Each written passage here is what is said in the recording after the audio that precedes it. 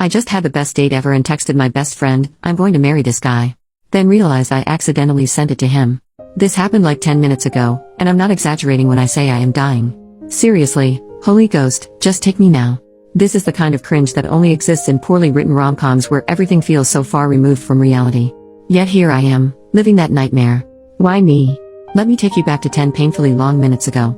I was on this incredible date with a ridiculously handsome guy who also happens to be my friend of 3 years. I'm on a high after closing my apartment door on his beautiful face. It couldn't have gone better. My heart is still racing as I whip out my phone to text my best friend about how amazing this date was. I type, bitch, I think I'm going to end up marrying this guy. And then, I hit send. To him. Not to my best friend. To him. The realization hit me like a ton of bricks. I stared at the screen, frozen, as if hoping the universe would suddenly develop an undo button. Why did I think that was a good idea? Why didn't I double check? Now, I'm left with a shame so deep that even the void of the earth couldn't contain it. Do you think there's a void big enough to hold all this misery? Because I could really use it right about now. Or better yet, can I just make a quick pact with the devil? I'd only need to rewind time by 10 minutes. That's it. Is that really too much to ask? Because right now, literal and metaphorical death feels like the only escape from this level of embarrassment. I'm sprawled across the floor of my library, staring blankly at the ceiling. There's a good chance I might stay here forever. This is where I live now, in a perpetual state of mortification. Bitch, I owe you an update, okay? So good news first, there's only so much ceiling staring you can do before pure boredom sets in. At some point, the urge to scream fuck at the top of your lungs fades, and you have to get on with life. Bad news? You all did me dirty. My little text mishap blew up on the front page and somehow ended up on a famous Portuguese radio show this morning. Yeah, cool. Now, let's get to the juicy part, the love update. Right after my little text blunder, I panicked and shot him another text, not meant for you. With a crying emoji because, obviously, I needed to try and save some face.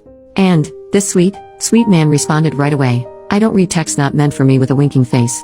I just had to ask him if I could die now, to which he replied, please don't. With a kissy emoji.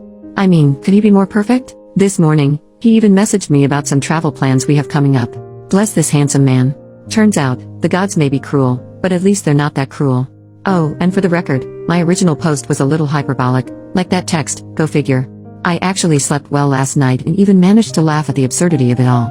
I've been replaying the exact moment I sent that fateful message. I had just closed the door behind him after he leaned in and kissed me goodnight. I stood there, with my keys still in hand, sighed, smiled, and typed out those words. What a moment. A little background here. 2 weeks ago, he suggested we go for a walk in the park. After 3 years of friendship, I had a feeling he was finally going to open up and share his feelings. Back when we first met, I was in a serious relationship, so he'd always kept his distance respecting my boundaries.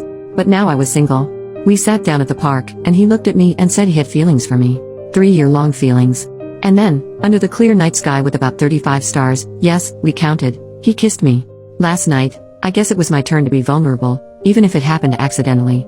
Suddenly I kind of understand Ted from How I Met Your Mother. He was always the guy I wanted to throw my shoe at, but now, I get it.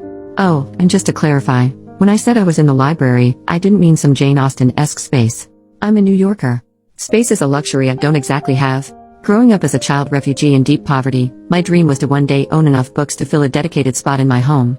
Here's a pic of my library nook, built from vintage thrift finds, DIY projects, and a lot of patience, the library. So that's it folks. The update you've been waiting for. You know, I think I prefer this messy, unpredictable life over any rom-com plot. Update 4 years later, bitch, we got married. Okay, so here we are 4 years later, and guess what?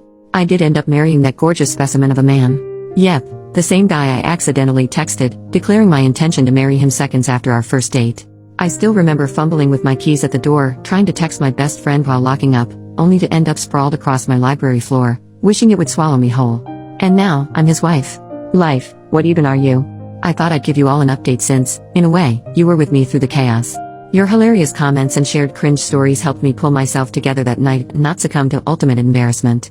And now, 3 years of pure joy later, he's still the dreamiest, kindest guy I could ever ask for. So yeah, it was kids, that's how I met your father after all.